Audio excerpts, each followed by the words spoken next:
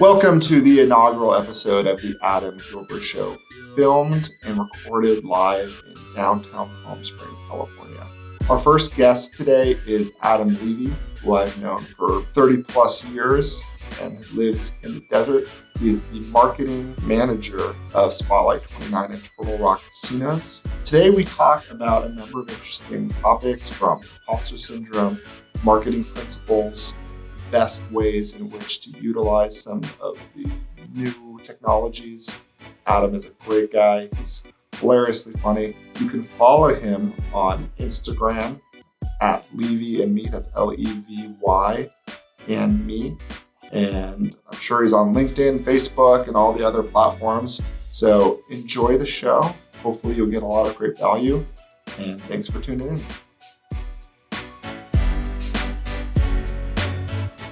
All right.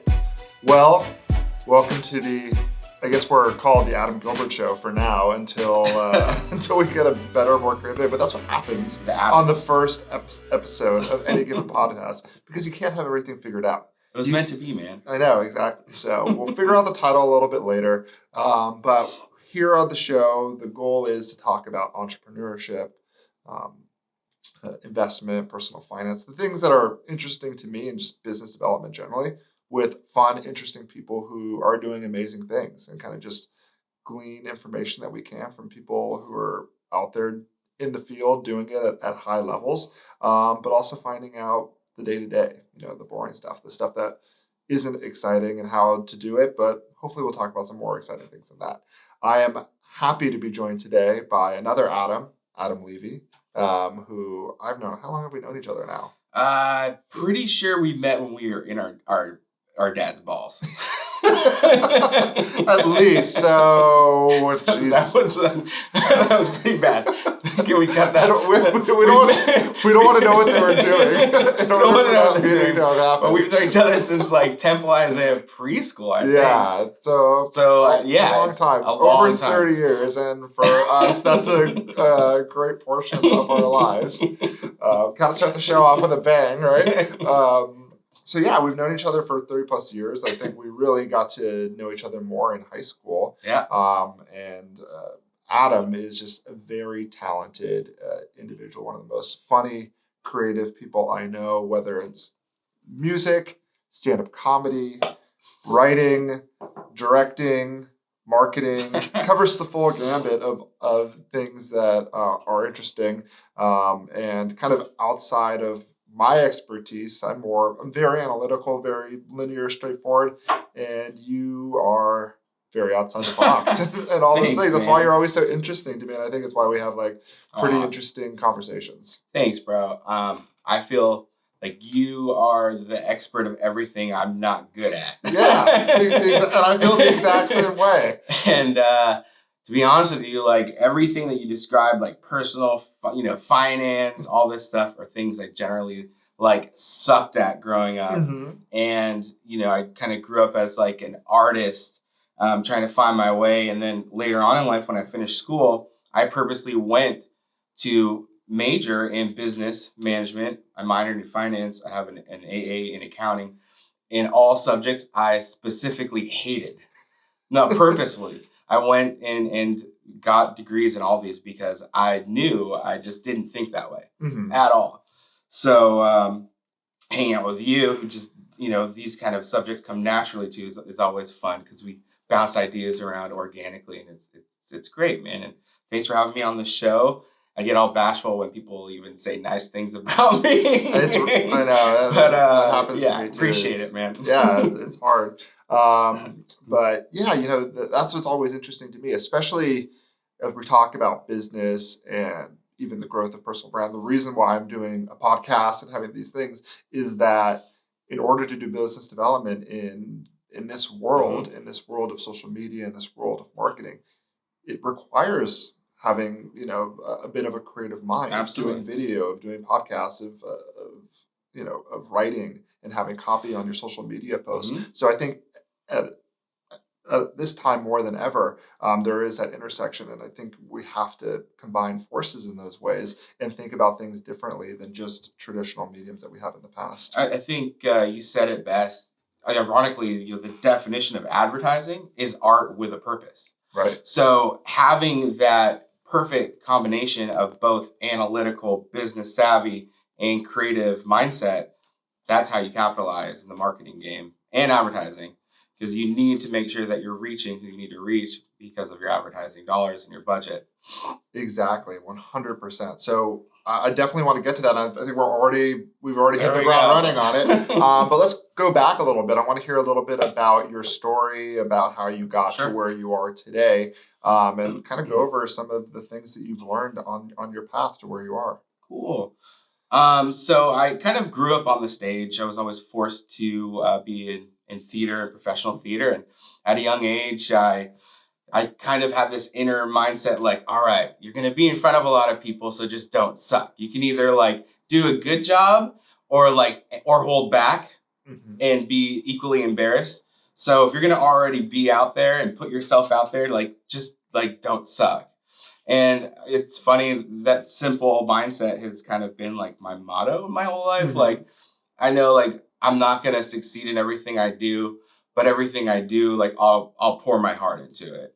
And so with that being said, I've tried and dabbled in a lot of things, and I've let myself fail almost purposefully because I may not have really liked those different things I've done. But, out of high school, I fell in love with rock music and punk music, and was in a pretty popular band and did that for many years and networked, met a lot of folks. I was always passionate about screenwriting along this time. So I was writing screenplays and music, and even some of my songs were written in screenplay format and sung that way. And I managed to sell a screenplay. I've directed a television pilot for like Adult Swim starring Neil Hamburger. Which was great. And Suburban Legends. It's kind of like Double Dare meets miniature golf, but like bowling. It's a bowling pilot, which is really funny. And during this process, met my beautiful wife, who talked me into having a purpose for this art and stuff I was doing. And I went back into school to learn stuff I didn't really like doing, business. Yeah, that background. So, and got that under my belt and paid my dues and landed a job at Agua Caliente Casino.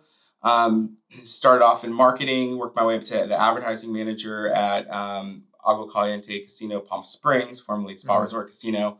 Was there for combined, my time there was about 5 years. Then I was hired on by Hard Rock International to manage the Palm Springs property, all their marketing. Did a lot of really great viral campaigns there, worked with a lot of artists. And now I've been at Spotlight 29 Casino and Tortoise Rock Casino as their marketing manager for, it seems like close to a year now already. And it just doesn't stop getting exciting. Always faced with new challenges. But that's kind of the name of the game, man. Yeah, and that's awesome. I would definitely want to get in and talk to you a little bit more about what you're doing at Spotlight 29. But you said something really interesting. It was one of the first things that you said. So I want to go back to that. You said, you always you put yourself out there when it comes to doing stuff in creative, and the goal is just not suck. And right? Absolutely. And so, but a lot of people, they have trouble with it. When I first started doing my videos, doing my first podcast, it's probably not going to be like, I'm going to be way better at this and, in 6 months to a year. But what you can try to do is prepare as much as possible. So even on the first one where you were expected to suck, yeah, you just do your best and put everything out there so that, but that you're going to get better. How's that worked out for you? I'll give you an example. I've been wanting to write this book forever. And I feel like, you put things on paper and you give it your best, and then you read like all these like self-help books on how to like become a better writer before you even start writing, and then it all comes to you get all these like the same kind of feedback. And one of the thing I keep reading is like perfectionism. That's like the number one reason why people stop themselves, because they feel like whatever they do has to be perfect. And in reality, like a few artists have said this, perfectionism is imperfection. And I think once you embrace your flaws and can kind of laugh about it, you come off authentic because you're being genuine. Right. But like, like you're not perfect. A lot of people just come off like, all right, man, like, I got it. I've got the nuts, that's Right. like the poker term, and it's a great way to think. A lot of times I'll go into like a business meeting with that kind of attitude that it kind of helps me stay afloat. But for me, I know like there's no way like it'll ever be perfect. Right. But let's capitalize on like your strengths in this situation. So like, and that also helps you develop your style. Like if you are a singer, for example, and you want to become like a good singer. And I'm not a singer, nor will I ever be a good singer. So. Yeah, and like you're naturally born a tenor. There's no way you're going to be able to really succeed as like a soprano. So become like the best tenor you can. And then if you have like a good falsetto that you use when you sing, capitalize on that. Yeah. Just identify your strengths. A little bit about that. Yeah. I mean, just I guess like be real with yourself. Right. and just know like what you suck at and always like improve it. But don't capitalize on those things like you don't feel like you're really good at. Sure. And if like you're not, then like own that. Yeah. Like it's really popular now for a lot of like tattoo artists. The popular ones are the ones that like draw really shitty because that's popular. It's like almost like a prison tattoo or something. Sure. And that style has become popular because it's authentic. People look at it like that's a genuine tattoo. Like you must have some kind of street cred with this. That looks real. Yeah. So I guess like just kind of find who you are, then like own it. Yeah. And then just like have fun. Like I feel like that's just like kind of the constant in it. Definitely.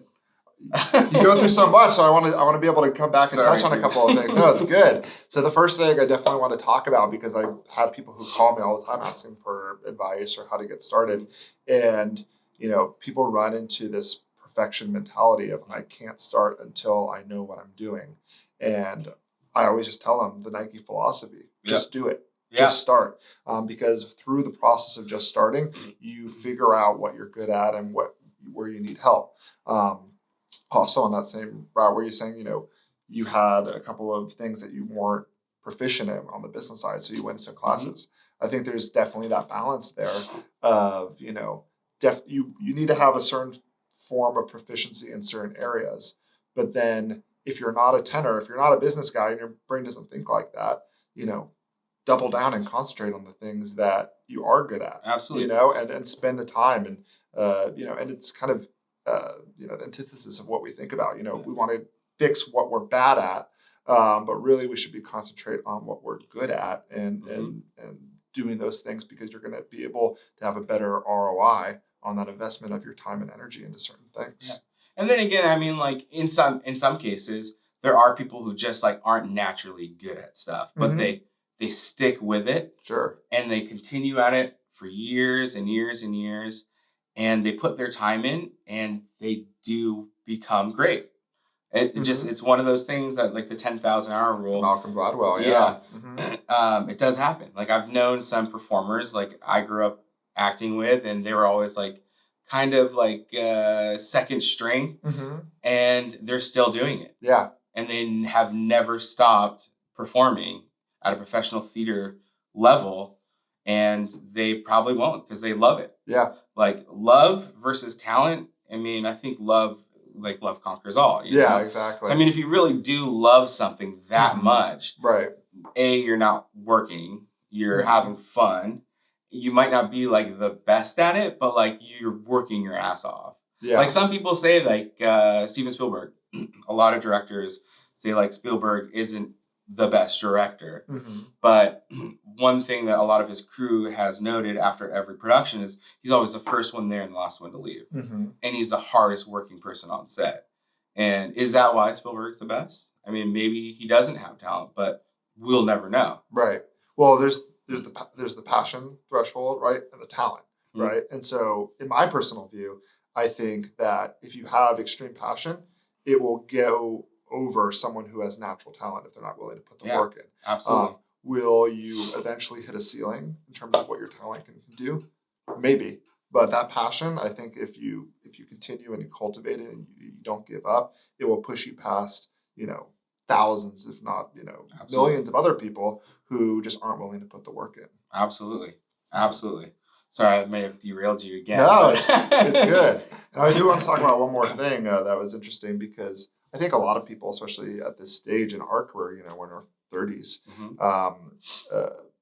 imposter syndrome and the feeling Oh, man. Absolutely. especially when you start moving up quickly and you get into a position and you're just like,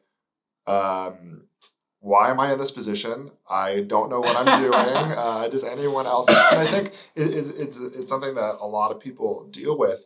And the thing that I would say is just like, I think everyone deals with that. Like we get, if you work hard, you get put into positions where you're either managing other people or making decisions.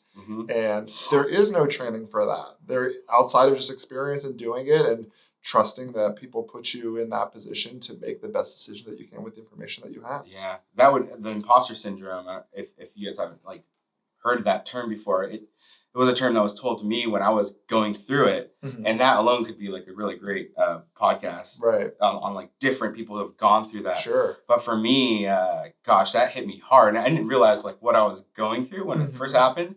I'd just been made advertising manager. And my immediate employee was my former supervisor. So I was now her supervisor. And I'm, managing advertising for the biggest casino property in the Coachella Valley. And I just felt like this looming sense of fraud. Like I was just bullshitting or something. And I had to keep reminding myself what I'd done to get there, and just kind of tell myself no, this is natural. People who work hard and go to school and do these things and pay their dues, this is what happens. You succeed.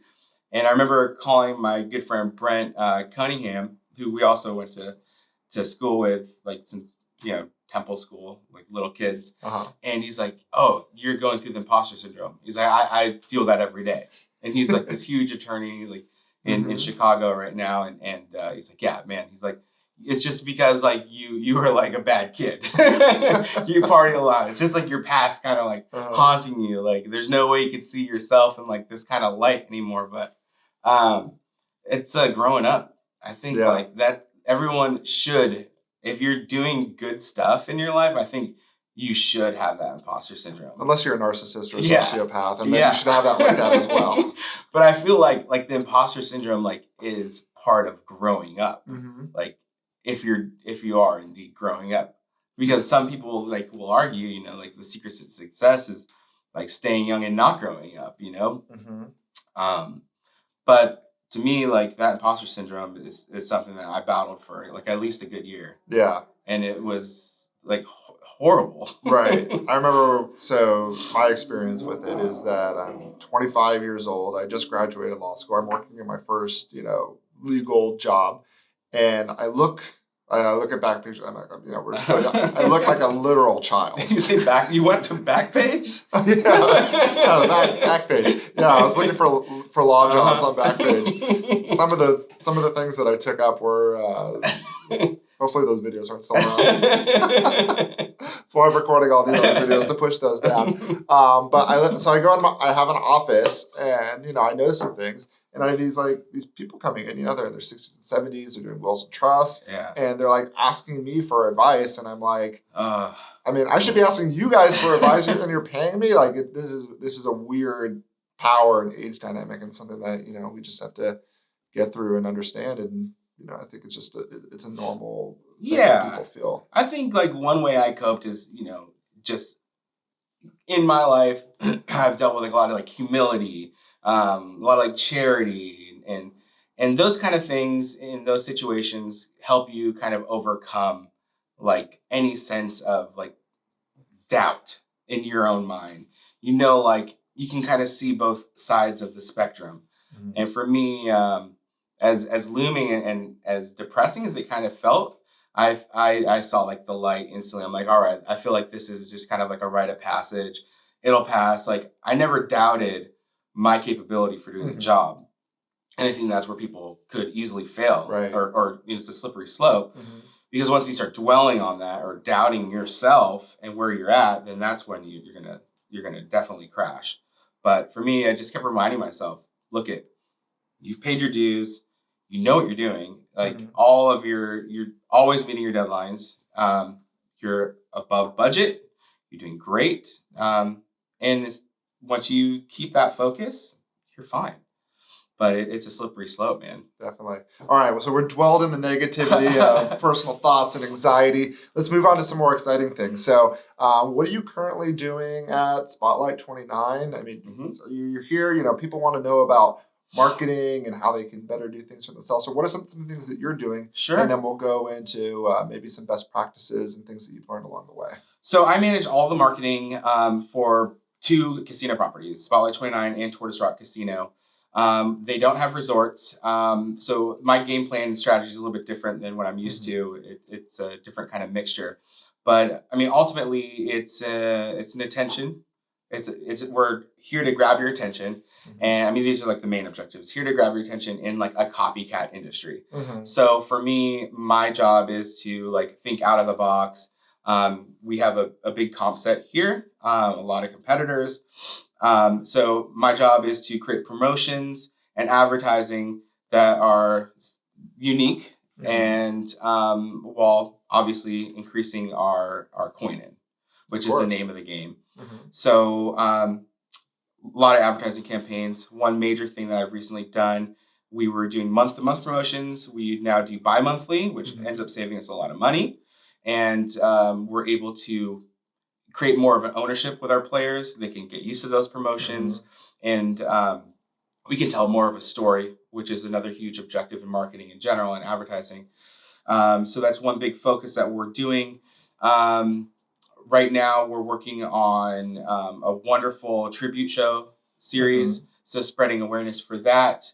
It's a 3-month-long campaign. And those are bands, or? Yeah. So I always joke, saying on our property you found a time machine, but like you can catch Johnny Cash playing like on Friday, and like Elton John, and so some of the best tribute acts in North America, I would say. Really, some of these groups are pretty phenomenal. Lots of campaigns. Basically, I manage everything that meets the public eye, any kind of copy or messaging, in conjunction with like my director and my counterparts, my whole team. So how big is your team? How many people do you oversee? So we currently work with an agency who does all of our placements. And my team underneath me is about 10 folks. Okay. 10 or more. I mean, we're always kind of rotating some of the other like wranglers. But yeah, it's a fun operation. Yeah. So what's it like managing the 10 different personalities and individuals? And it sounds like that you go through, people are moved in a lot, so there's always new interesting people coming into your midst. Sure. I mean, they've got a lot of nice things to say about me, so I must be doing some kind of, at least they tell me to my face. Yeah, but, I'll ask them offline, and see what they're really saying about you. To be honest with you, I've been in their shoes before, and the type of management I've always appreciated is someone who develops ownership with them. So, for the first time in some of these employees, 10 years, they've been tasked with like coming up with a name for the promotion. And so when I give them that opportunity to come up with like a punny name for a promotion that has been done a million times before, they take pride in it. Right. So, I mean, they're enthusiastic about getting dressed up for it. They can easily sell it to the guests, and they talk to their peers about it. Giving ownership to my employees is probably the most important thing for me as a manager. I'd say like the biggest challenge always with management is going to be personalities, managing personalities. It's interesting because different people need different things. Right? Absolutely. Some people they need recognition, and they want to be recognized for their ideas and things amongst groups. Some people just care about money. Some people care about time off and flexibility. So it's really, my experience in managing people is finding out what that thing for each individual is, and how can I as a manager recognize that and then give them what they need so that they can be happy. Absolutely. Finding out what motivates them is definitely going to be your upper hand in that situation, and then capitalizing on it. Just kind of understanding how they tick and then holding them accountable is another thing too. So depending on that employee, you got to figure out like how can I make sure that this person gets the job done? Right. Like how do they manage their desk? How can I incorporate that into my management style so that they can accomplish their task ahead and on schedule? So Sure. it's a delicate balance, but I think being approachable too helps. Because if you do have one of those employees that you're managing who sometimes can be offish, if you're not approachable, they're just going to be on their own island the whole time. Yeah. And then you're doing yourself a disservice.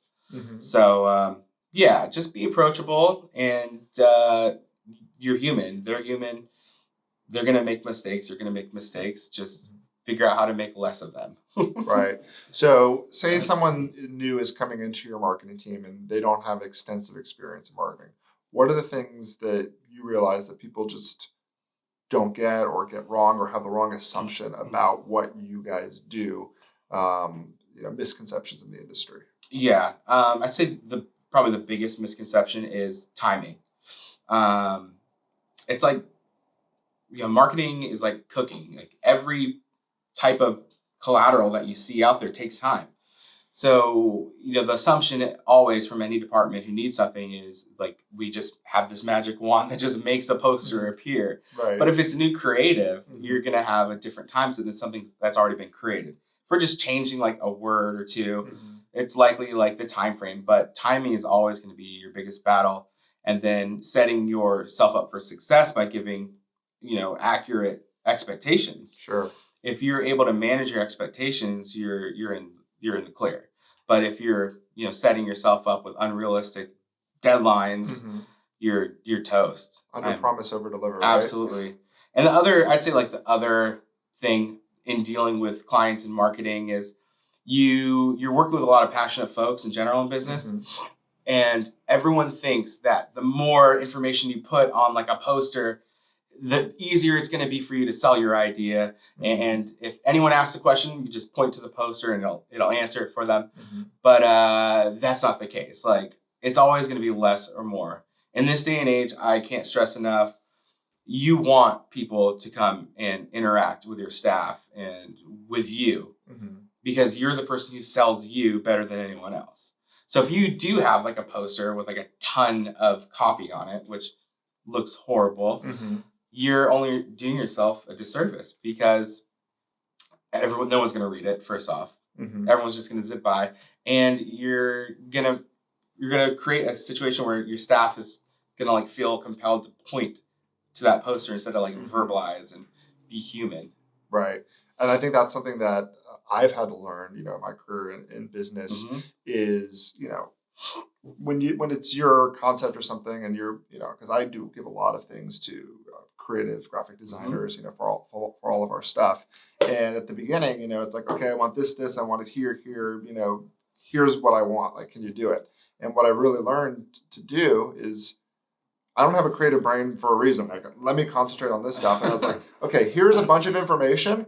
Put it on the thing, like, as you best see, and then I will give you feedback from there. But I don't want to place, creatives in prisons of information of what needs to be on there or in a certain way. Yeah. Because if you can let go a bit, they're going to come up with something that's fantastic. And usually they'll give you 3 to 4 different options, and they'll come up with something better than you could have ever in your own mind, especially if you're a more analytical thinker like Absolutely. Probably some of the best advice for you, or for anyone in that matter, if you're encountering the same problem, is what we call internal talk. So try to limit any kind of advertising with any internal talk that you have, any internal thoughts. And what I mean by that is, if you would communicate to like your colleague in a certain way, chances are the public will not understand the lingo that you guys are talking in. Right. That's internal talk. Like as soon as you start talking like statistically or, internally, you're going to lose everyone. Right. Just strip it down, just be as brief as possible and just call it out if you need to. Just say exactly what you're trying to sell and just be upfront and authentic in your advertising. And chances are you'll find that it'll be much more effective than trying to like spell out and internally describe all the details of what you're doing. No one cares. I'm sorry, but they just don't. You know, if it looks cool, if the advertisement looks cool, if that's what they want, and they can easily read it in like one line, you'll get a phone call or they'll visit your website. Right. I always say try to put it out there like you're explaining it to your grandma who doesn't know anything about what you're talking about. How would you explain it to her simply and concisely as possible? And that's usually those are the things that have been most successful for me in my work. Absolutely. Cool. Well, let's talk about a couple other things. What are your plans for the future? Like, where do you want to grow, and what have you put as your goals? My goals? Yeah. Jeez. We're in 2020 now. We're starting a new decade. We want to have goals for the year, goals for the where do you set goals? Do you use those? I do. It's so funny. I just created like this calendar, like a schedule to like for me. It's like my unlock my full potential self calendar, and it's like the ideal calendar, like daily calendar of what I would need to do in order to really unlock like my true potential. It's I haven't done it yet. It's what day is it? It's the 5th of 2020. But when I do it, I'm pretty sure I'll be able to meet all these different goals. Like business wise, I'd say doing pretty good. I'm fine in that arena. But personally, I want to make my hobbies more of a reality. I love painting, and I'm looking forward to doing some more paintings this year. Good. I don't know if this is supposed to just be business, but I mean, these are like my legitimate goals. I want to finish that book I was talking about. So my goals for 2020 is paint more and write more and do stuff that I love more, spend more time with my family, and take better care of myself. I feel like once people start talking about like too much business stuff, like I could really go into details about like all my business goals, but I think it's important that everyone makes themselves like the forefront of what those goals are. And for me, it's like what makes me happy, man. Like painting, art, writing, those are like things I'm passionate about. And if I can't do that, like I don't think I'll be happy. Yeah, well, I mean, and I think this is where a lot of people get it wrong. And when I changed my focus a bit, I saw, an exponential return on what I was doing. Is that, everyone's talking about these days, entrepreneurs, you got to work 18 hours a day, 7 days a week, all these things, and then do your side hustle and do things like that. But if you've actually done that, which I have, you have diminishing returns and you have burnout and you have all these things. So how can we do different things to sustain that? You want to be working more than most still if you want to accomplish things and if you want to do better than most. But how can we do other things that will balance that out and make the work that you do actually more efficient and better? And so what I've done is I go to the gym in the mornings now. I actually haven't been doing that as much as I'd like to recently, just because I've been working on other things. Having hobbies. The hobbies that I like to do usually are a combination of mental and physical with something that I can see and track the growth on. That's something that I personally like. So golf, right? It's a mental game, it's a physical game, and there's a score. I like bowling too,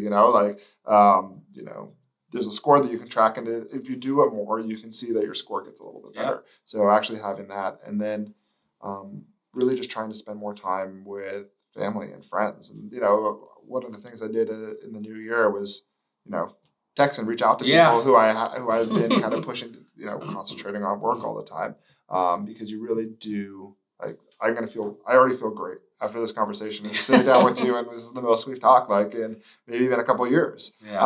So that is going to make me feel better, and hopefully I agree, man, increase that growth in the future. It's we only have one life to live. This sounds sappy and stuff, but people lose track of that, and it's a very American mentality of just money and business and this and that. When really, I mean, the bigger picture is what are you passionate about? Like, what makes you wake up in the morning?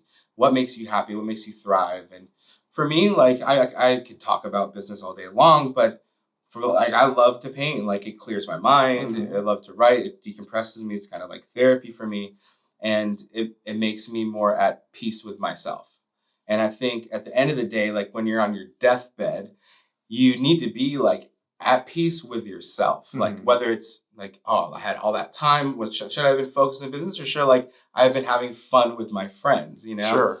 And that's something too. Like I weigh all the time. Like I had a in my 20s, like you Mhm. knew, like I focused so much on music while a lot of my friends were going to law school and doing this Mhm. stuff.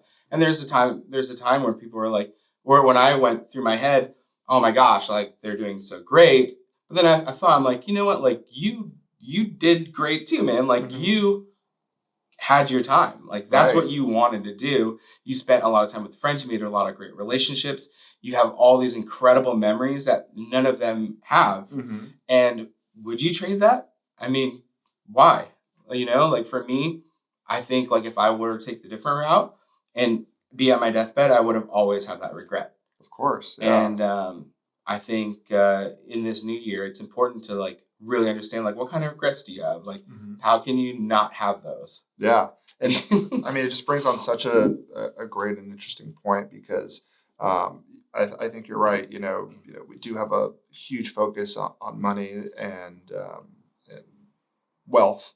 Those are things that are of particular interest to me. Yeah, And so I consider that also one of my hobbies. So again, it's kind of finding out what you want to do and where you find happiness in that. And so, I think I would personally, and I know this because my wife likes to take more vacations than I do, um, uh, would prefer to work more than that. But it's about finding that personal balance. And I think, you know, one of the tenors that I really want to concentrate on the show is that personal finance aspect of it and that balance of how do we have great experiences, not get burned out, take vacations, be with the ones and friends that we love, and enjoy the present as much as hmm we can while still being financially responsible so that we can save money, make investments, and then have things in our future 10, 20, retirement that are going to allow us to really have that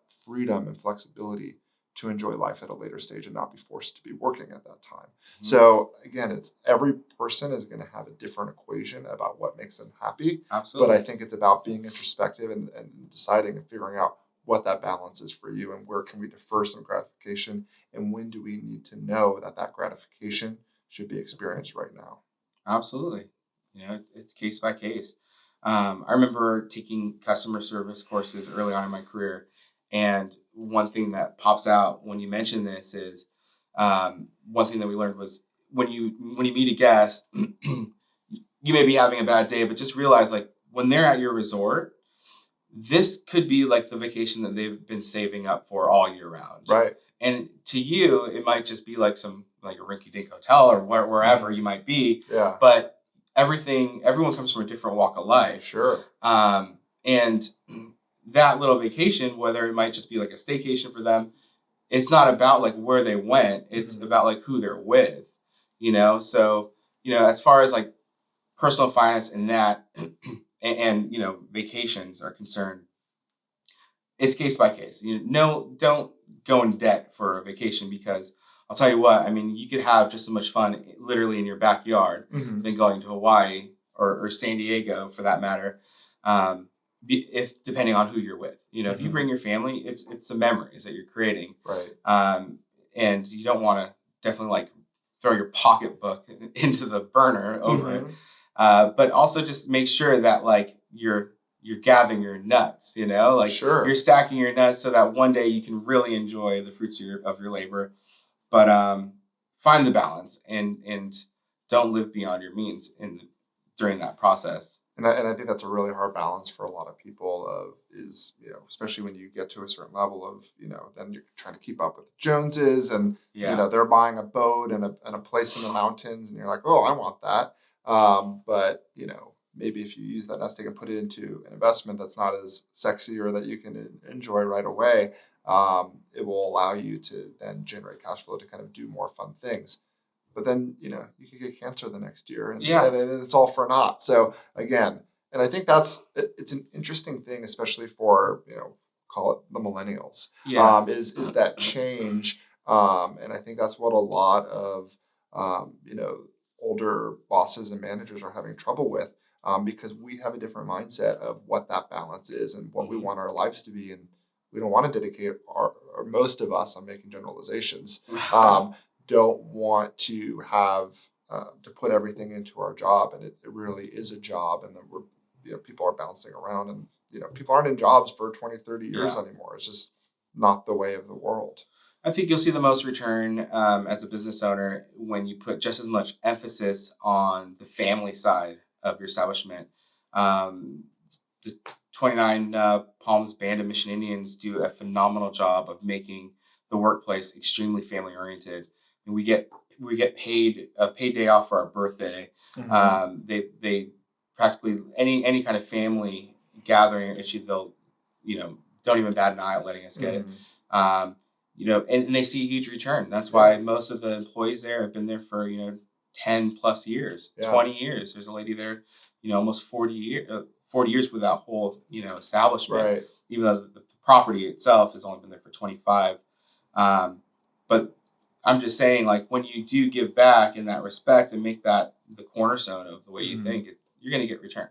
Yeah, and that's establishing that company culture and the core values of who you are and what your company stands for, right? But in general, I just read this really cool book called "The Subtle Art of Not Giving a Fuck." Have you read it? I have it on on my reading list. I've heard some good things. So, like, as you're talking, in this day and age, we are so overloaded with so many different advertisements, things that we should care about, keeping with the Joneses, this and that. And the book, I guess, what my takeaway from it was creating like your core foundation of things that like you actually care about. And then just like literally not giving an F about anything else. We're like told to care about like, a freaking hairdryer commercial. Like I don't care about hairdryer commercials. Sure. Even though I just bought a new hairdryer. My wife and I were arguing about where the hairdryer goes, so I bought one that just sticks on the wall like the hotel. Yeah. So I guess that's kind of a bad example, but honestly, if you shift that paradigm, you can really just focus on what genuinely makes you happy, and that's going to make you thrive. It's going to make you a more approachable person. You're going to make more cohesive and effective decisions. You'll be clear-minded and just generally pleasant. So I feel like keep your sights focused, and just like don't give a F about things that don't really concern you. Yeah, and I agree 100%. I think it's really hard. And especially we were talking about earlier, just general anxiety, putting ourselves out there as much as we need to in this world of social media. I definitely think that we could all do more to subtly not give a fuck as much as we can. And again, it's putting yourself out there. It's trying to do things that you're not comfortable with, such as doing a podcast or filming videos. Yeah. Like, there's no way that anyone, the first time you do that, feels comfortable. Every time I do a new video, I feel like an idiot. I feel like an asshole. I'm just like, I'm putting this content out there, and I'm getting judged. And people are like, this Adam guy is putting out another video about some bullshit. But you got to do it, and you got to disassociate yourself as much as you can from some of those feelings, right? Yeah, absolutely, man. Nothing ventured, nothing gained, really. And if you're not going to do something all the way, just don't do it at all. And that's kind of one thing too. It's like I'm kind of pick and choosy about like what I commit to, because I know like if I do too much stuff, like I'm going to suck at some of those things, because it's just like I don't have the bandwidth to really be good at everything or too many things at once. It's just like it's impossible. Sure. So pick the things that you genuinely care about and do a good job at those, and you should be fine. And money will come. Don't stress about it too much. And one thing that's probably like one of like the biggest things that always looms over me is, oh shoot, like I'd love to do that, but I don't know if I'll be able to like provide for my family. But just kind of roll with it, and things tend to work out. Yeah, definitely. All right, so this is our inaugural show, and so we officially have 0 listeners because no one has ever listened to the show. This is the first one. But hopefully there will be some listeners out there in the future, and they might be of all different, they might be business owners, they might be just starting out. What advice would you give? And we'll maybe do like a case study model. Someone who's trying to start a new business or try to put something out there with a very limited budget. How are they going to get a great bang for their buck in terms of getting their concept, their idea, their business out into the world in a financially feasible way? Sure. So you're just starting out. You have like a really cool product. You have to know everything about that product. Know who you want to sell it to. Know what kind of shoes they wear, what kind of underwear they're wearing, what their favorite bands are. Try to really understand your target audience. I can't give that advice enough. Once you have a great idea, depending on your budget, if you have a budget, I'd probably shift all of it towards digital, because nowadays with like Facebook Ad Manager, let's say just that one alone, not even including Google and all the amazing capabilities you can do that, you can pinpoint exactly who you're targeting to the T. You can put in, like you're selling a new type of shoe that you designed that focuses on like nostalgic like bands from the 90s or whatever. Like they all have like Nirvana logos on them or whatever. Let's say that's what we're trying to sell. Love it. You can put in like sneakerheads and different pages that person might like into this ad manager and quantify the results. I reached this much people. And if you feel like you can cast a wider net, you can focus even more, like listens to Nirvana, smells like Teen Spirit. And you can put in these keywords and almost exactly throw that football to the person who's holding their hands up. I want that shoe. I want that shoe. Absolutely. Turn to digital marketing. You can quantify it. It's great. Traditional marketing will always be out there, but if you don't have a big budget, you don't technically need it. Yeah. And it tracks. You're able to see how, your acquisition costs, Absolutely. how much you're spending per click or per, someone going to your website. And that's if you have a budget. If you don't have a budget, which is more in common, you are going to want to do all public relations, all social media, content marketing. Those 3 things, if you fire on all of those cylinders, you're going to be in great shape. From a PR standpoint, if you don't have a publicist, you're going to want to be your own. So start a blog, add to blogs, always tag your website, always tag either like a video that you've created so you can gain relevancy along this journey. There's so many wonderful blogs and influencers out there on social media you can reach out to and be a part of. And that, moves you towards the social media aspect. Once you gain and design and develop a presence through content marketing, creating videos, podcasts, you start branding yourself and you create an image of this product that you're trying to sell. Who are you trying to attract? Live it, breathe it, show it. And that's what social media is all about. You're going to be able to sell that lifestyle and make it appealing.